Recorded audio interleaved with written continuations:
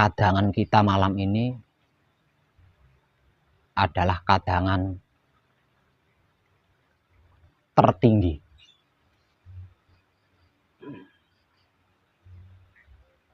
Atau terdalam.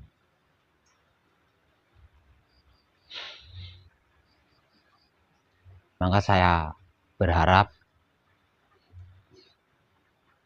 untuk menyimaknya, panjenengan benar-benar siap lahir batin.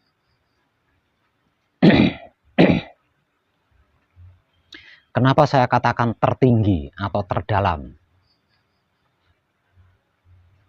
Apa yang akan saya jadikan bahan kadangan malam ini adalah tentang hidup dan maha hidup, atau tentang suci dan maha suci.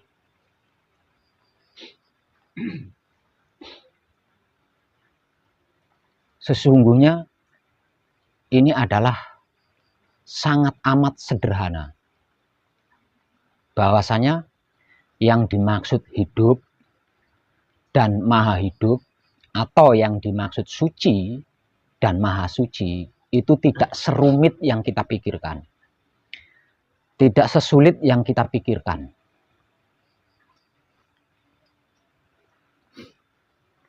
Amat sangat sederhana. Namun dikarenakan bahwa yang disebut Tuhan itu tan kinoyo ngopo, atau tidak bisa didefinisikan sebagai apapun, atau tidak bisa digambarkan dengan apapun, maka kebanyakan orang yang sudah sampai di ranah ini atau di dimensi ini, mereka tidak punya keberanian untuk memberikan informasi sesederhana mungkin. Sehingganya mereka tetap menggunakan pakem-pakem tertentu. Tidak berani menginformasikannya dengan sederhana.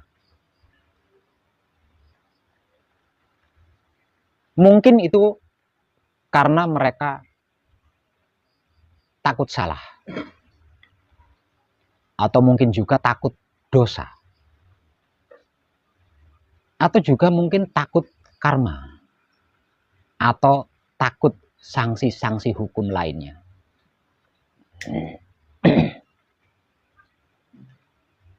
Yang kemungkinan besarnya berisiko akan menjadikan seseorang itu jatuh kembali ke awal lagi. Namun pada kesempatan malam ini, saya akan menginformasikan atau memberikan penjelasan terkait ini sesederhana mungkin, agar supaya panjenengan bisa mudah mencernanya.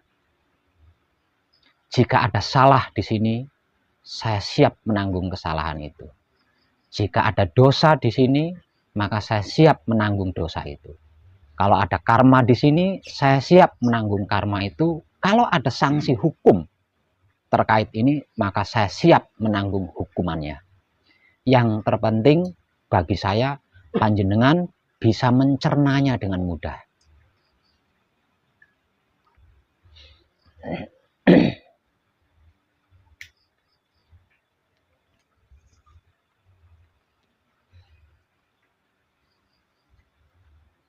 Tentang apa dan bagaimana itu hidup. Tentang apa dan bagaimana itu maha hidup. Tentang apa dan bagaimana itu suci. Tentang apa dan bagaimana itu maha suci, saya akan memberikan sebuah penggambaran. Sebuah ilustrasi yang menurut saya pribadi itu sangat sederhana.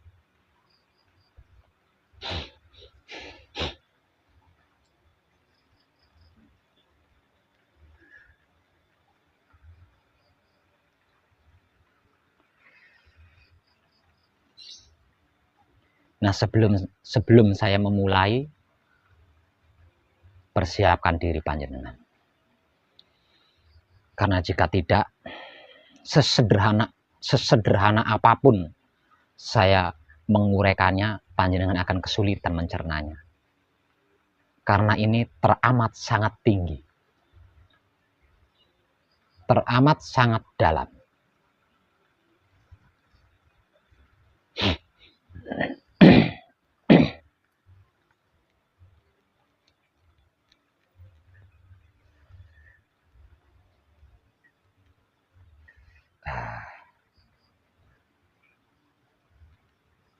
Coba Mas, saya bisa minta tolong ambilkan wadah mangkok hijau itu di rak itu.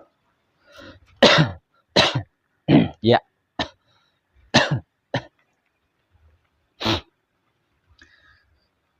Terkait hidup dan maha hidup atau suci dan maha suci, saya akan memberikan ilustrasi penggambaran dari dua hal ini.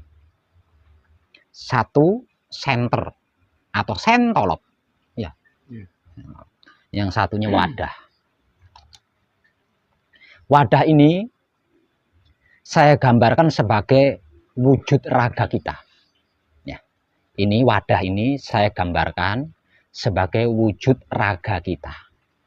Sedangkan senter ini saya gambarkan sebagai maha hidup atau maha suci. Jadi antara yang disebut Tuhan dengan makhluk tidak ubahnya seperti ini. Tapi saya tidak akan mengambil sampel makhluk karena terlalu banyak jumlah makhluk di dunia ini. Karena kita manusia hidup, maka saya mengambil satu sampel saja, yaitu tentang manusia hidup.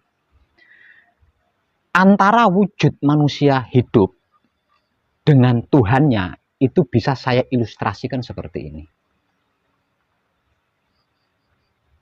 Ini adalah maha hidup atau maha suci. Sedangkan ini adalah wujud raganya manusia hidup. Lalu di mana hidup itu? Hidup itu ketika senter ini saya nyalakan. Seperti ini. Nah, ini senter ini adalah maha hidup. Sedangkan hidupnya adalah nyalanya senter ini. Sedangkan ini adalah wujud raganya manusia hidup. Ini kaitan antara maha hidup, hidup, dan wujudnya hidup. Kalau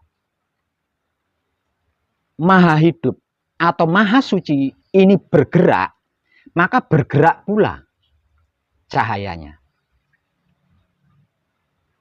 Lah, hukum kodrat irodatnya, ketika maha hidup bergerak, dikarenakan hidup juga bergerak sesuai pergerakan maha hidup atau maha suci, maka seharusnya menurut hukum kodrat irodatnya, wadah ini pun bergerak. Seperti ini. Jika tidak, maka akan terjadi satu misal, wujud raga ini diam, sedangkan maha hidup dan hidup ini bergerak, maka akan terjadi kesimpang siuran seperti ini.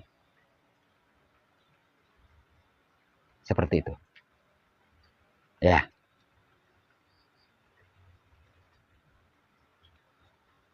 Lalu, di dalam kejadiannya, seumur hidup, raga kita itu bergerak tidak sesuai dengan gerakan maha hidup dan hidup. Lah, pergerakan wujud yang tidak sesuai dengan pergerakan maha hidup dan hidup itu apa? Adalah 4 anasir kita. Ya.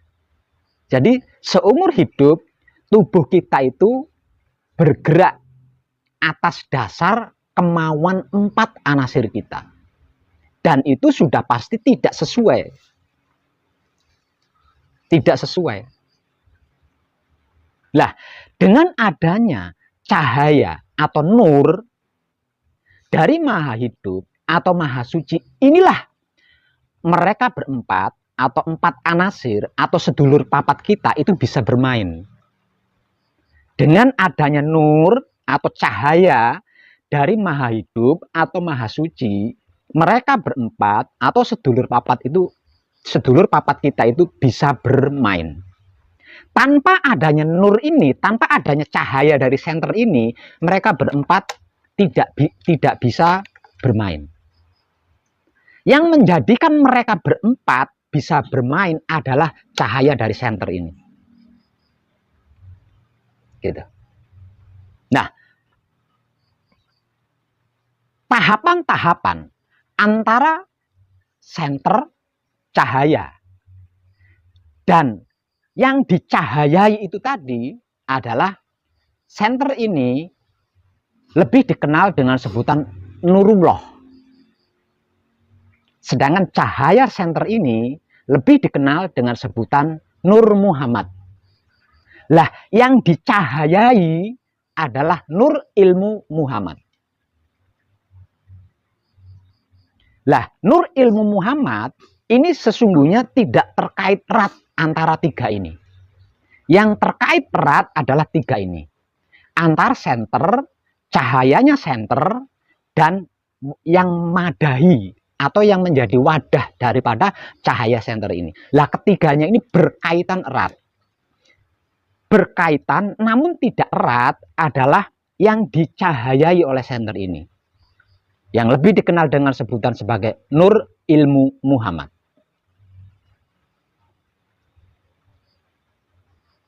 Nah, seumur hidup wujud kita atau raga kita itu bergerak sesuai dengan gerakan Nur Ilmu Muhammad. Bukan sesuai dengan gerakan senter dan cahayanya senter ini tadi. Nah, ini yang menimbulkan raga manusia itu mengalami perubahan-perubahan yang tidak sesuai dengan kodrat dan irodatnya. Seperti rambut yang awalnya hitam berubah putih, kulit yang tadinya mulus berubah keriput, dan lain sebagainya. Itu dikarenakan wujud ini pergerakannya tidak sesuai dengan pergerakan senter dan cahayanya senter ini. Seharusnya pergerakan senter yang menggerakkan cahaya senter ini harus sesuai. Ketika senter ini bergerak sini, harusnya ini begini. Jadi bukan ininya diam, ininya bergerak. Atau ininya diam, ininya yang bergerak.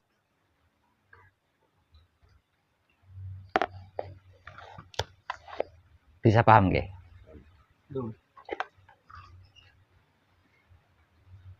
Piye? Apa nih yang belum? Itu yang gerakkan wadah itu siapa? Saya ulang nggih. Maksudnya Iya. yang menggerakkan. Panjenengan kurang teliti menyimaknya. Saya ulang lagi ya. Saya harap panjenengan siap jiwa raga untuk menyimaknya. Sudah saya katakan tadi, ini tertinggi. Ini terdalam. Saya ulang ya. Senter ini saya ilustrasikan sebagai maha hidup atau maha suci yang lebih dikenal dengan sebutan Tuhan. Kalau jenengan bertanya seperti itu, berarti bertanya siapa yang menggerakkan Tuhan? Sama halnya seperti itu. Tadi kan sudah saya katakan. Coba perhatikan lagi nggih. Terkait ini akan saya beri ilustrasi penggambaran yang paling sederhana, dan seumur hidup saya belum pernah tahu ada orang yang berani mengungkapnya dengan sesederhana yang seperti apa yang saya uraikan ini. Nah, sebagai bentuk kesederhanaannya, Tuhan atau Maha Suci atau Maha Hidup itu saya gambarkan sebagai senter ini. Ya, saya gambarkan sebagai senter ini. Lah, tubuh manusia atau wujudnya manusia itu saya gambarkan dengan wadah ini. Lah, hubungan wujud manusia dengan Maha Suci atau Maha Hidup atau Tuhan adalah seperti ini. Lalu di mana letaknya hidup? Di mana hidup itu? Hidup yang dimaksud adalah cahayanya senter ini. Ya, cahayanya senter ini. Lah, hukum kodrat irodatnya seharusnya ketika senter ini bergerak, dikarenakan cahayanya pun ikut bergerak sesuai pergerakan senter ini, seharusnya kodrat irodatnya wujud ini ikut bergerak. Gini, contoh seperti ini. Jika tidak, maka terjadi simpang siur. Contoh misal, senter ini diam, tapi wadah ini bergerak, maka kejadiannya akan seperti ini. Atau sebaliknya, wujud ini diam, senternya yang bergerak, maka kejadiannya akan seperti ini.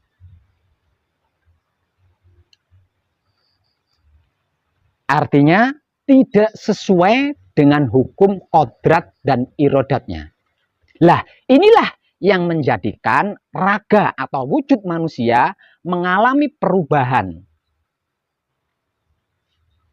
dari yang semestinya.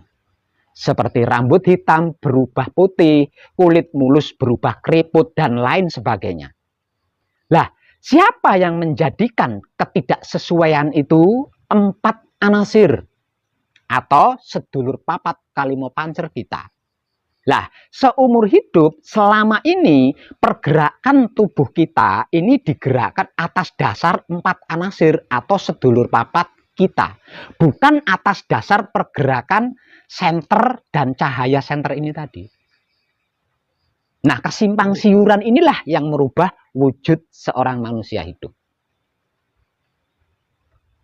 Senter ini lebih dikenal dengan sebutan Nurullah.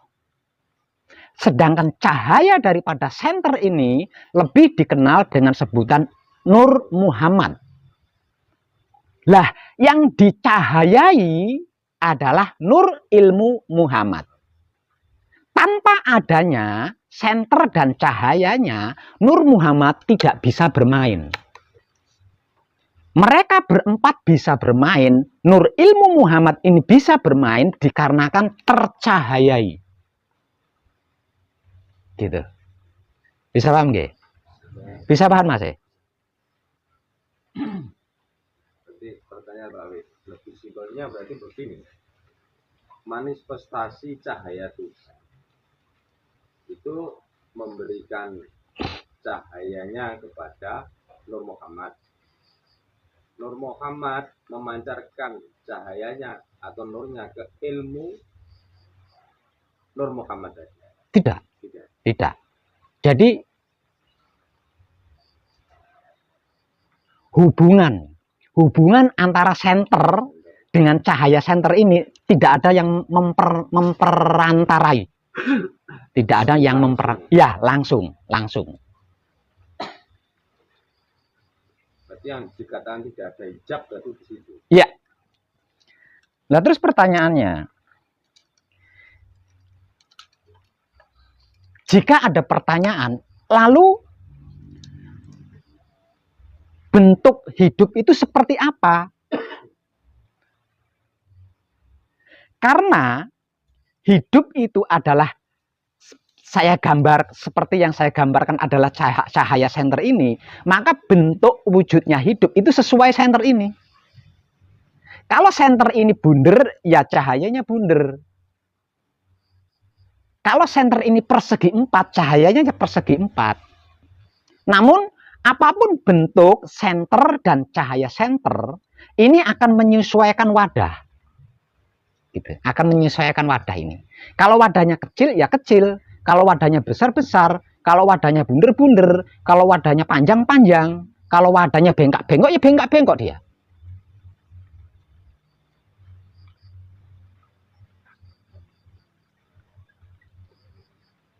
Itu tadi tentang hidup dan maha hidup, atau suci dan maha suci. Lah, inilah maksud daripada Romo dan Putro. Senter ini Romo, Putro itu cahaya ini loh. Ya. Senter itu cahayanya, Putro itu cahaya daripada senter ini. Lah, terus mungkin ada pertanyaan lagi bagi mereka, bagi panjenengan yang pernah menyimak videonya. Mestinya ada pertanyaan di sini. Oke Pak Web, itu adalah Romo dan Putro, atau hidup dan maha hidup, atau suci dan maha suci. Lalu pertanyaannya, di mana Kanjeng Romo sejati Gusti Prabu Heru Cokrosemono? Ya kan?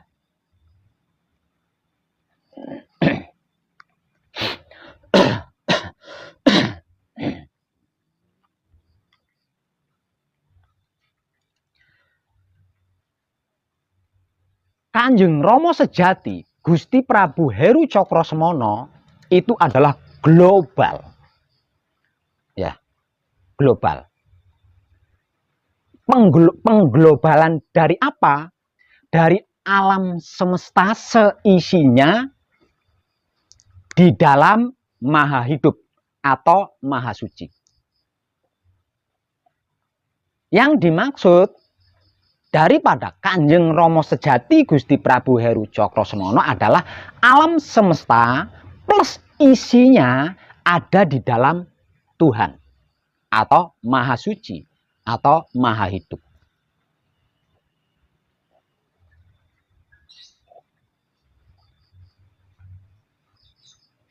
Bisa nangkep? Masih bisa nangkep? Bagaimana mencapai kesadaran Kanjeng Romo? Saya nanya, jenengan bisa nangkep enggak? Bisa. Nah, oke. Pinjam rokoknya sini. Semua. Sini.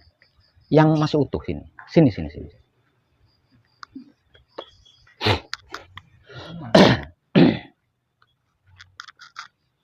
Ini adalah tentang Kanjeng Romo sejati Gusti Prabu Heru Cokrosemono.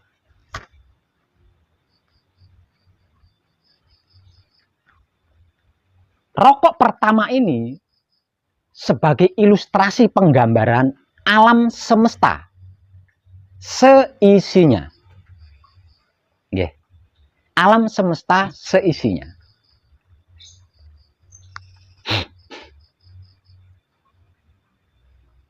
Lalu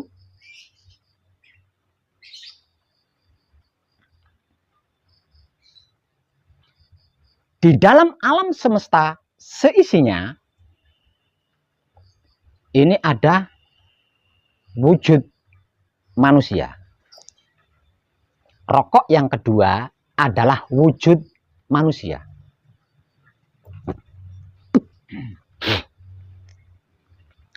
Di dalam wujud manusia ada sukma. Sukma ini terdiri dari 4 anasir atau sedulur papat. Ya. Di dalam sukma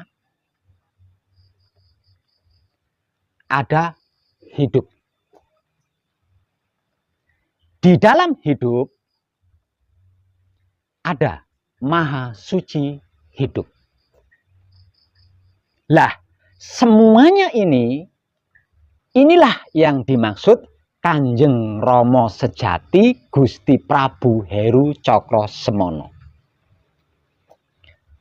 Dengan penggambaran, dengan ilustrasi penggambaran yang sederhana ini, coba panjenengan renungkan. Adakah yang berpisah dengan kita?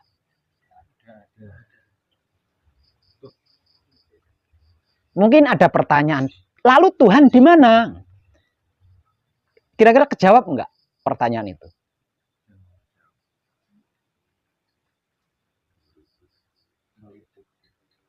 Ini kodrat. Bagaimana kalau dimasukkan ke dalam irodat terbalik? Diwalik. Sesungguhnya 5 hal ini tidak pernah berpisah walau hanya 1 detik pun. Berpisah salah satunya 1 detik saja, kiamat.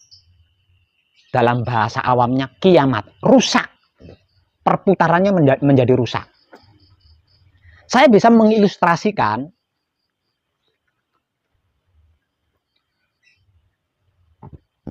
roda atau gelindingane pit ontel karo motor. Satu saja rujinya putus, tinggal nunggu waktu saja. Keseluruhan ban itu akan menjadi rusak.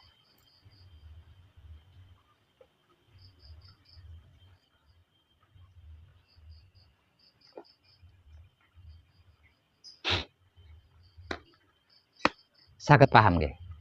Saged. Lalu bagaimana dengan kesadaran yang dimaksud? Kesadaran yang sering saya informasikan tanpa tedeng aling-aling adalah pergerakan atau gerak-geriknya 5 hal ini. Jadi bergeraknya 5 hal ini itulah yang dimaksud daripada kesadaran. Tapi bukan kesadaran biasa. Yang menggerakkan atau yang menjadi gerak-gerik mereka berlima inilah yang sering saya informasikan sebagai kesadaran murni atau kesadaran suci atau kesadaran Tuhan. Artinya yang bisa menjangkau 5 hal ini hanya kesadaran, tapi tidak semua kesadaran. Karena yang dapat menjangkau ini adalah kesadaran mereka berlima itu sendiri, yaitu kesadaran murni atau kesadaran suci atau kesadaran Tuhan.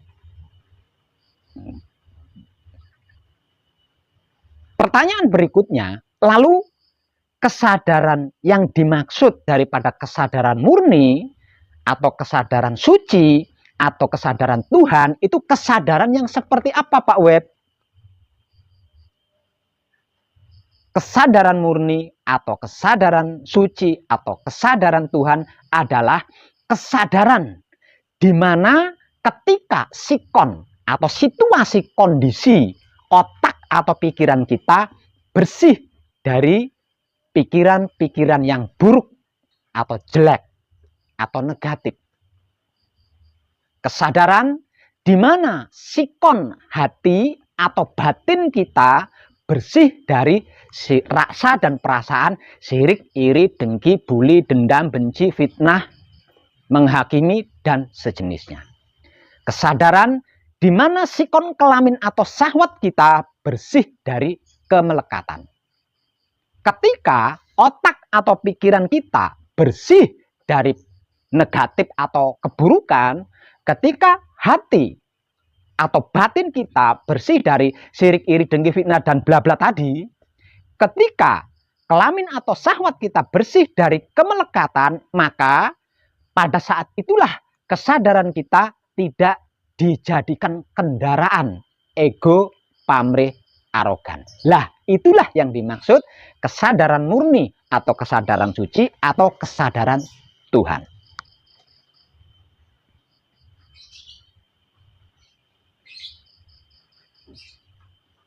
Menggapai atau mencapai kelima-limanya ini atau salah satunya katakanlah tidak bisa menggunakan yang lain selain kesadaran. Semisal contoh, ini tadi dibalik ya, tak balik nah ini. Semisal contoh saya hendak meraih Tuhan, maka kesadaran yang harus saya gunakan adalah kesadaran Tuhan. Ketika saya hendak mencapai hidup, berarti kesadaran hidup yang harus saya gunakan. Ketika saya hendak mencapai sukma, berarti kesadaran sukma yang harus saya gunakan. Ketika saya hendak mencapai wujud atau bentuk, berarti saya harus menggunakan kesadaran wujud atau kesadaran bentuk. Kalau saya harus kalau saya mau meraih dunia seisinya, berarti kesadaran yang harus saya gunakan adalah kesadaran alam semesta seisinya. Dan itu harus murni. Maksudnya murni kesadaran alam semesta. Murni kesadaran wujud, tidak tercampuri, tidak termomori oleh apapun. Murni kesadaran sukma, murni kesadaran hidup, murni kesadaran Tuhan. Tidak bisa tercampuri dan dicampuri oleh apapun.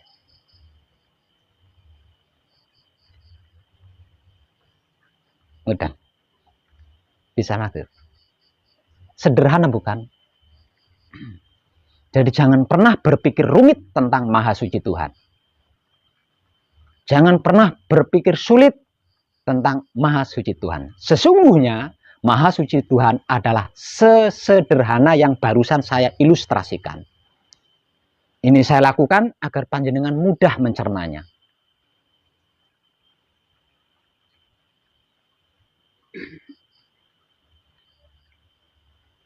Oke. Mas mudeng?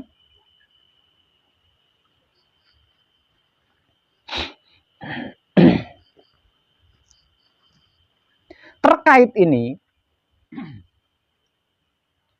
soalnya saya nggak bisa nambahin, nggak bisa ngurangi yo. Itu pas, itu sudah pas. Untuk menambahi atau mengurangi saya butuh mental lagi.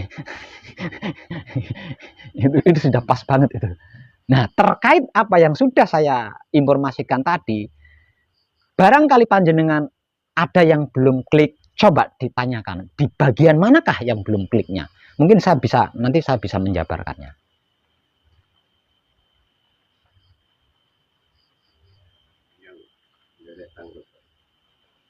Kalau yang dari penjelasan bisa diterima secara logis, bisa diterima.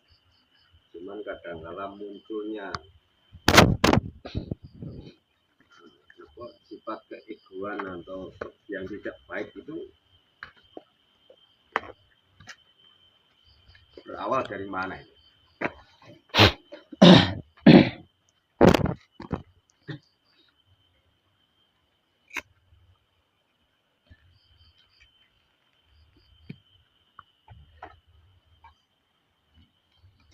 Awal munculnya ketidaksesuaian itu dikarenakan kita menggunakan 4 anasir kita atau sedulur papat kita tidak sesuai dengan fungsinya. Ya, tidak sesuai dengan fungsinya. Fungsi sedulur papat kita atau fungsi 4 anasir kita adalah mutmainah, itu fungsinya untuk pasrah atau berserah diri kepada Maha Suci Tuhan. Sedangkan al-amah fungsinya untuk menerima apapun yang menjadi ketetapan Maha Suci Tuhan.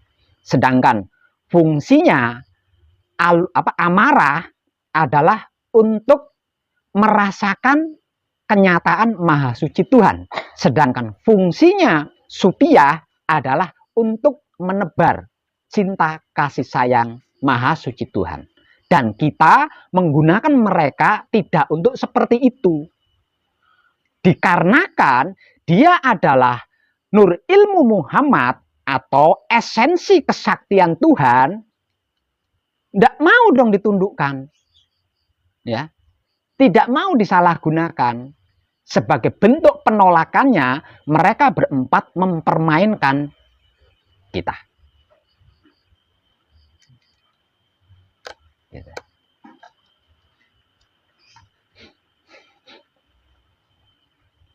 Maksud daripada menggunakan mereka berempat tidak sesuai dengan fungsinya, barusan saya jelaskan.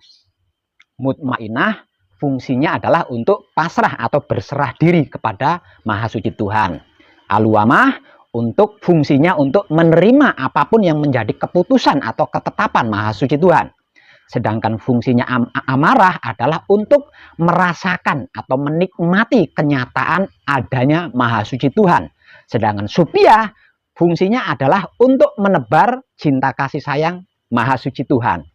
Salah, tidak sesuai dengan fungsinya yang saya maksud, mereka berempat kita gunakan untuk kebal bacok, untuk menerawang, untuk ngobatin orang sakit, dan bla bla bla. Yang lebih parah lagi kita gunakan untuk menundukkan kesadaran orang lain, untuk menguasai kesadaran orang lain, dan lain sebagainya. Itu yang saya maksud, kita menggunakannya tidak sesuai dengan fungsinya masing-masing. Dikarenakan dia adalah nur ilmu Muhammad yang artinya esensi kesaktian Tuhan, ya tidak mungkin nyoh begitu saja. Sekali dua kali Oke, 4 kali, 5 kali, 6 kali, 7 kali, wong aku iki ilmune Gusti Allahmu kok. Ya kamu harus tunduk kepada saya.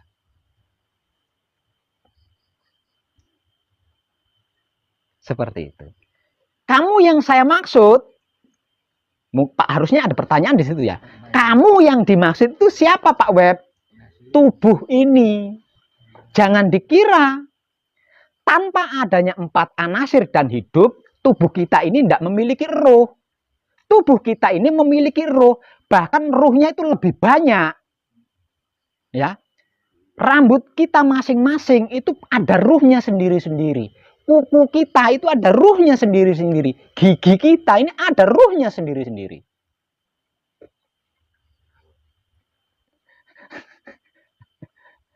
Lah ini yang berusaha menyalahgunakan 4 anasir. Gitu loh. Itu yang terjawab yang kemarin yang saya maksud. Terjawab. Berarti tubuh banyak roh ini fungsinya ingin menguasai 4 anasir itu. Kalau tidak bisa mengendalikan. Ya. Mongko jumlahnya tidak sedikit. Amumat. Kalau tidak menggunakan wahyu pancalaku, pusing. Setiap roh mempunyai kehendak sendiri-sendiri.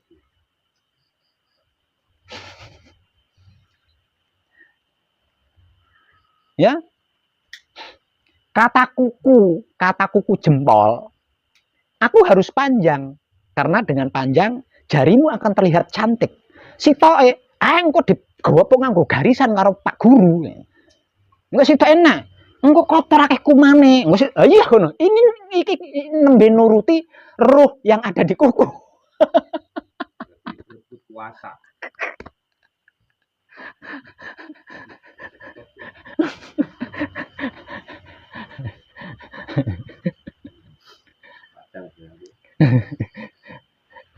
Jadi jangan pernah mengira tanpa sukma atau 4 anasir, tanpa hidup tubuh kita itu tidak memiliki roh. Justru tubuh kita ini yang paling banyak rohnya.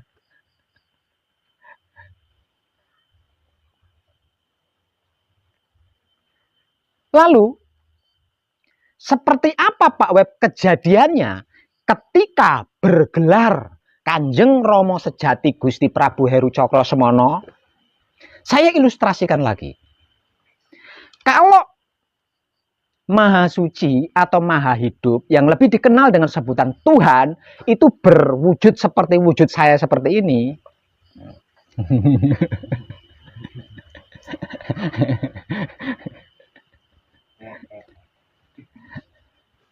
Maka yang menjadi otaknya adalah para malaikat.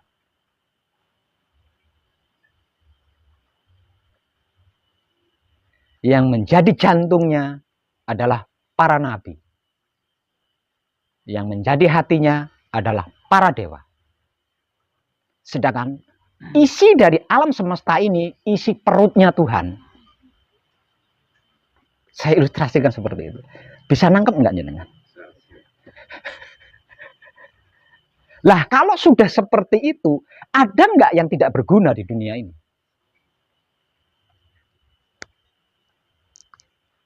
Tidak ada sesuatu apapun yang tidak berguna di dunia ini. Karena semuanya itu adalah organ tubuhnya Maha Suci.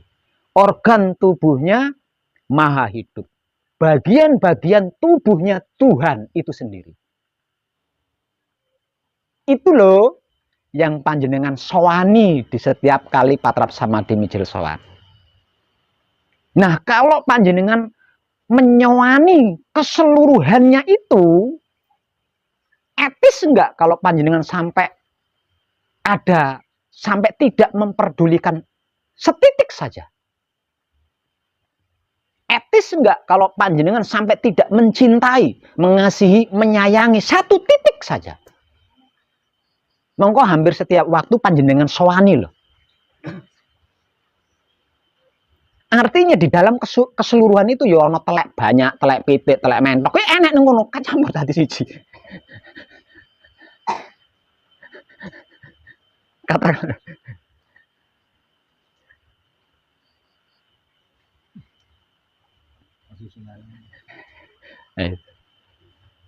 Apapun itu, bagaimanapun itu adalah organ tubuhnya Maha Suci Tuhan.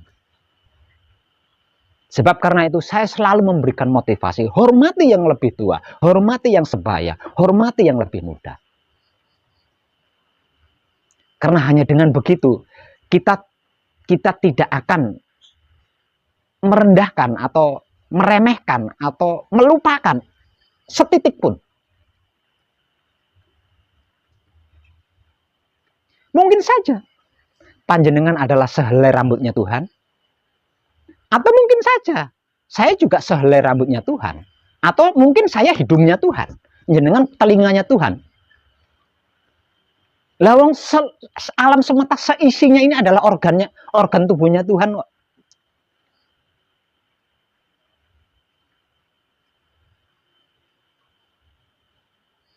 Coba kita renungkan. Andai seluruh manusia hidup di dunia ini menyadari tentang ini, perlukah ada rumah sakit? Perlukah ada kuburan?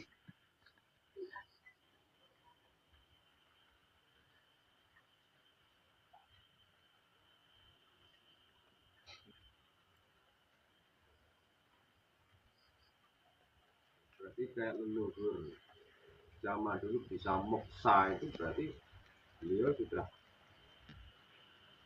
kembali dalam titik kesempurnaan, Pak. Nah, beda dengan yang kematian. Ada yang iya, ada juga yang tidak. Jadi jawabannya ada dua. Bisa iya, bisa tidak. Penyebab yang tidak.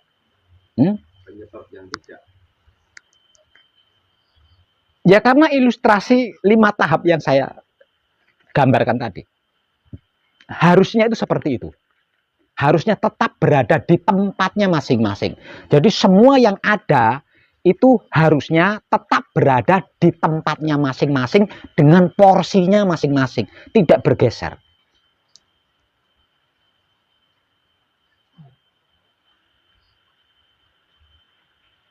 Itu yang dimaksud dalam bahasa spiritual sebagai peran. Coba kalau perannya ijolan, apa yang akan terjadi? Peran ruji berubah menjadi peran stang atau setir. Apa yang akan terjadi?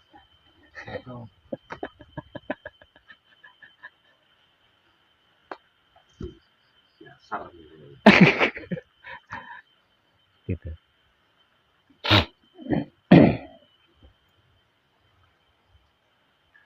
Lalu ego pamrih arogan ini siapa Pak Web?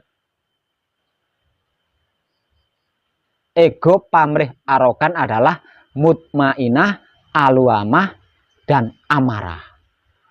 Terus supiah, ya panjenengan lihat saja.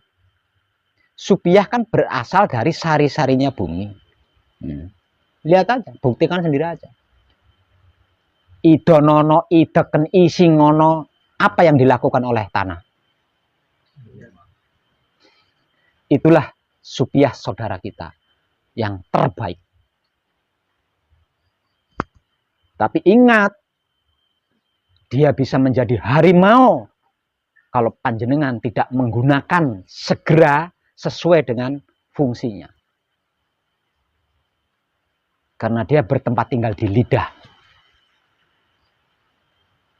Sebab karena itu diistilahkan mulutmu adalah harimaumu. Itu jadi remeh nih, peh ngalah, di apa-apa nih ora popo.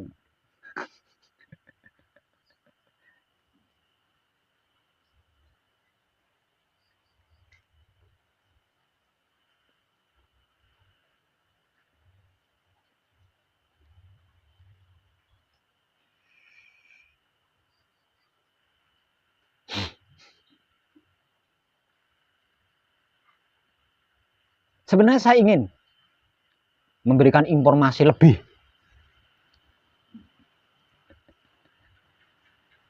Tapi kayaknya Raisa.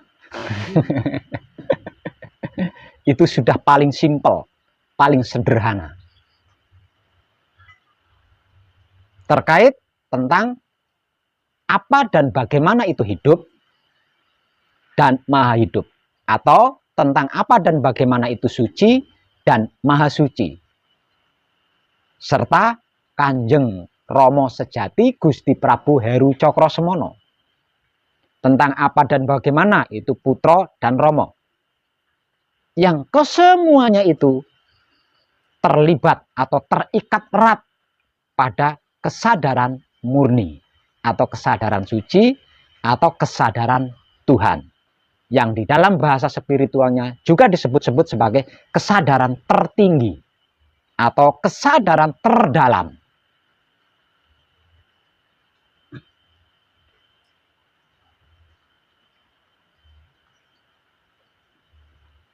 Nggih.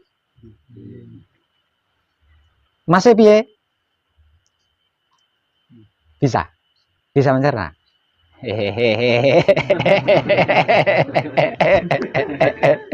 Edan tenan. Salam setuhan penuh kesadaran rasa cinta kasih sayang buat panjenengan semuanya. Dari dalam lubuk hati saya, Wong Edan Bagu. Selamat, selamat, selamat, rahayu, rahayu, rahayu, damai, damai, damai tentram. Saya Wong Edan Bagu ngaturaken sugeng rahayu. Lir ing sambikala amanggih yuwana.